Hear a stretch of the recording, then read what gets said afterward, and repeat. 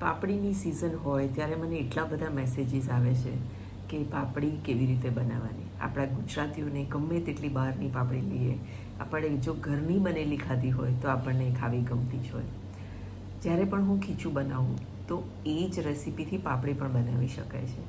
તો આજે તમને એવી રેસીપી બતાવવા જઈ રહી છે કે જે તમે ઓછા માપમાં પણ થોડો ખાવા માટે રાખજો અને થોડી પાપડી બનાવીને જોજો. આ રેસીપી સિમ્પલ છે અને તમે એકલા હશો તો પણ આને બનાવી શકશો. મારા ઘરમાં બધાને ભાવે છે, વડીલોને પણ બહુ જ આનંદ આવે છે અને લંચ બોક્સમાં પણ અમે આને લઈ જઈએ છીએ. ચાલો જઈએ મારા કિચનમાં. ચાલો તમે ગેસ કરી શકશો. આ ચોખાનો લોટ લીધો, લીલા મરચાં લીધા, એક મોટી તપેલી લીધી. બોલો હું શું બનાવતી હોઈશ? મને ખબર છે અમુક લોકોએ તો સાચું ગેસ કર્યું હશે. યસ. તો જુઓ, આવી રીતે મોટો બાઉલ લેવો હોય તો મોટો અને નાનો લેવો હોય તો નાનો. જે પણ બાઉલ લો એ ફિક્સ રાખજો અને એ પ્રમાણે આપણે લોટ અને પાણી લઈશું. હું આજે આ મોટો બાઉલ લઈ રહી છું અને એના જ માપ પ્રમાણે તમને પરફેક્ટ પ્રોફેશનલ મેથડથી ખીચું બતાવું છું. આ ખીચુંનો ઉપયોગ તમે પાપડી બનાવવામાં પણ કરી શકો છો. આ મેથડ પણ એટલી ઇઝી છે, આનાથી પણ પાપડી બને છે અને તમે ખાવા માટે પણ ઉપયોગ કરી શકો છો. તો અહીં કેટલા બાઉલ ગણ્યા તમે? 4 બાઉલ પાણી મૂક્યું મેં. તો 4 બાઉલ પાણી લેવાનું છે. આ ચોથો બાઉલ છે. એની સામે એ સેમ બાઉલ ભરીને હું લોટ લઈશ. તો સૌથી પહેલાં આપણે પાણીને ગરમ કરવા મૂકી દેવાનું છે. પાણી ગરમ કરવાનું એટલે ઉકળવા દેવાનું છે અને એમાં મસાલા નાખવાના છે. તો અહીં મેં 2 ચમચી મોટી ભરીને જીરું લીધું છે.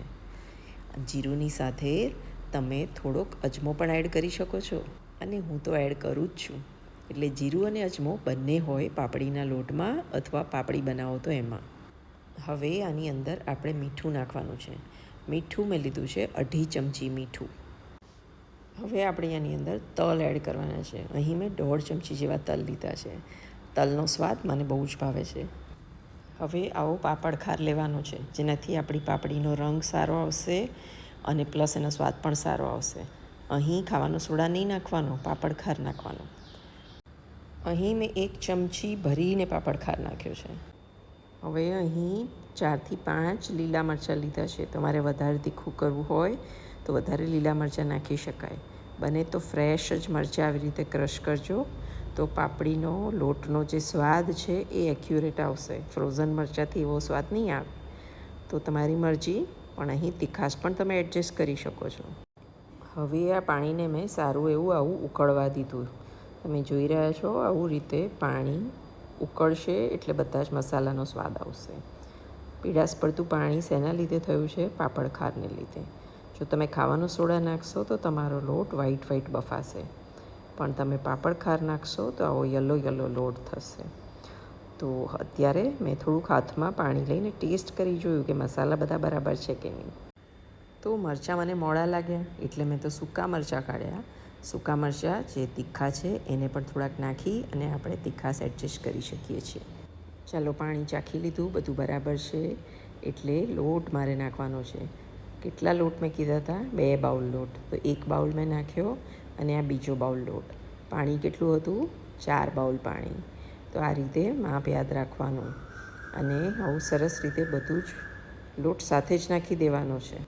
જુઓ પાણી ઉકળી રહ્યું છે અને પીળાશ પડતું પાણી ઉપર આવી રહ્યું છે. આ સમયે મેં ગેસ ધીમો બંધ કર્યો. ફૂલ બંધ નથી કર્યો, ધીમો કર્યો. અને હવે આ લોટને હું મિક્સ કરી રહી છું. માપનું પાણી હોય, માપનો લોટ હોય એટલે ગભરાયા વગર હલાવજો. તમારે ગાંઠિયા નહીં પડે, લમ્પ્સ નહીં પડે, બધું જ પરફેક્ટ થઈ રહેશે. પણ આ ગરમમાં કરવું જરૂરી છે. ઠંડુ પડ્યા પછી તમે જો કરશો તો એની અંદર લમ્પ્સ થશે. તો હલાવો, સાણસી પકડીને હલાવો તો જેનાથી તમને ગ્રીપ આવે અને સરસ બધું હલાઈ જાય. 2 જ વાડકી લોટ છે એટલે બહુ તકલીફ નહીં પડે. એવું હોય તો તમે તપેલી નીચે ઉતારીને પણ હલાવી શકો છો. તો પરફેક્ટ માપ હોય લોટનું અને પાણીનું તો કોઈ દિવસ લમ્પ્સ ના પડે. અને પરફેક્ટ મસાલા મેં તમને બતાવ્યા છે. આ જ રીતે આ જ મસાલાથી અને આ જ લોટથી તમે ડબલ બોઇલ કરીને પાપડી પણ બનાવી શકો છો. તો હું ઈચ્છું કે તમે બધા ટ્રાય કરો કે પાપડીનો લોટ આપણે બનાવતા હોઈએ ત્યારે એમાંથી 1-2 પાપડી બનાવીને જોઈએ કે કેવી બને છે. લોટ સરસ બફાઈ ગયો છે. મેં હાથમાં લીધો અને જોયું અને કુમાસ કેવી છે ચેક કર્યું, બધું બરાબર છે. હવે આપણે એને ડબલ બોઇલ કરવા મૂકીશું. તો ડબલ બોઇલ કરવા માટે હું આવું ઇડલીનું સ્ટેન્ડ જ વાપરું છું. તમે કોઈ મોટું તપેલું કે કોઈ કથરોટ કંઈ પણ મૂકી શકો. ઇડલીના સ્ટેન્ડમાં હું આવી રીતે નીચે પાણી નાખી દઉં છું અને એની ઉપર કાણાવાળી ટ્રે મૂકી દેવાની છે. આ ટ્રે મૂકો અથવા કાણા વગરની મૂકો તો પણ બફાઈ જાય છે. પાણી સ્લાઇટ વધારે લાગ્યું કારણ કે કાણામાં આવતું હતું, તો થોડું કાઢી લીધું છે અને હવે આની ઉપર આપણે લોટ મૂકીશું. તો હવે આ લોટ તમે જુઓ છો કેવો સરસ કલર આવ્યો છે. એને આપણે ડબલ બોઇલ કરવાનો છે અને ડબલ બોઇલ કર્યા પછી તમે ફરી કલર જોજો, એટલો યલો કલરનો લોટ થઈ ગયો હશે. And all credit goes to પાપડ ખાર. આવો કલર આવવાનું એક જ કારણ છે, એ છે જે લમ્પ્સવાળો ખારો બતાવ્યો એ. હવે આપણું કામ પૂરું થઈ ગયું. ઢાંકણું ઢાંકીને 15 મિનિટ વેઇટ કરો. સ્ટીમ નીકળી રહી છે, તમે જોઈ રહ્યા છો. 15 મિનિટમાં લોટ બફાઈ જ જાય છે.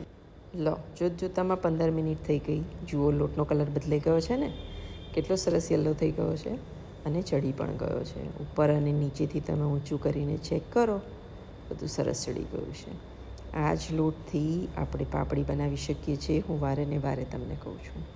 તો પ્લીઝ ટ્રાય કરજો અને આ ખાવામાં તો બસ બહુ જ સરસ લાગે જ છે. જો તમને બતાવું, કલર કેટલો સરસ આવ્યો છે, સોફ્ટ પણ એટલો છે અને એકદમ સરસ ગરમ ગરમ પાણીમાં બાફેલો લોટ કેવો મજા આવે. તો ચાલો હવે આ લોટને આપણે ઢાંકી દઈએ. થોડીક વાર પછી બધા ભેગા થઈશું અને જમીશું. અત્યારે આપણે લોટને સર્વ કરીએ કારણ કે આજે જમવામાં ખાલી મેંગો અને લોટ જ છે. અમુક લોકો મારી ટાઈપના છે કે જેને લોટ બનાવે તો કશું જ બીજું ના જોઈએ. સાથે આપણે એડ કરીશું શીંગ તેલ. હું 12 મહિના માટે શીંગ તેલ જ વાપરું છું અને તલનું તેલ ને સરસિયાનું તેલ ઘરમાં હોય. બાકી કપાસિયાનું તેલ મેં બંધ કરી દીધું છે. જુઓ કેટલો સરસ યમી કલર અને યમી પોચો લોટ થઈ ગયો છે. તો તમારી ઈચ્છા થઈ ગઈ હોય તો આવી જાઓ, આપણે સાથે બેસીને ખાઈએ.